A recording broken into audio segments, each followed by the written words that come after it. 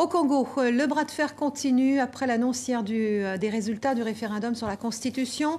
Le oui a fait un raz de marée selon le pouvoir, ce qui permettra au président Sassou de se représenter en 2016.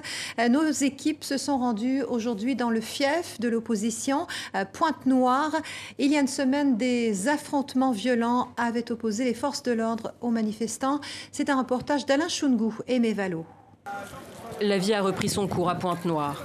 Pas d'affrontement avec les forces de l'ordre, pas de pneus brûlés, pas de nouvelles flambées de violence à l'annonce des résultats du référendum. Ceux qui sont du côté de l'opposition se sont dit « Ah, comme c'est comme ça là, nous n'irons pas voter ». Mais attends, pour contredire son adversaire, c'est quoi? C'est d'aller aux urnes. Aujourd'hui, maintenant, il y a un résultat. Qu'est-ce qu'on va faire? On va le changer. Les gens sont allés voter.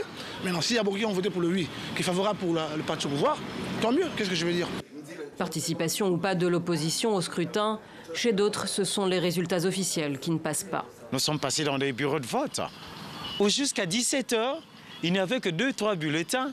Mais dans cet arrondissement-là, on vous dira qu'on a voté à 98 %. Ça, c'est vraiment une plaisanterie de grand chemin. Mais que voulez-vous? Le oui est là. Fatalisme et amertume pour lui, tristesse et désespoir pour eux. Cette mère a perdu son fils la semaine dernière au temps fort de la contestation contre le pouvoir. Son petit garçon avait 12 ans. Il revenait de l'école lorsqu'une balle l'a abattu.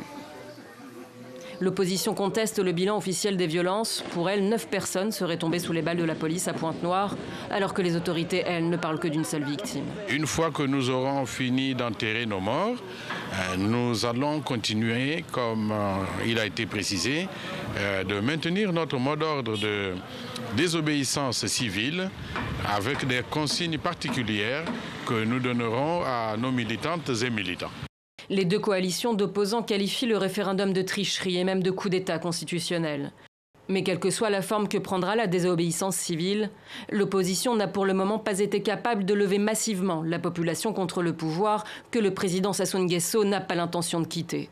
Les liaisons Internet dans le pays, elles, sont toujours coupées. Au Rwanda,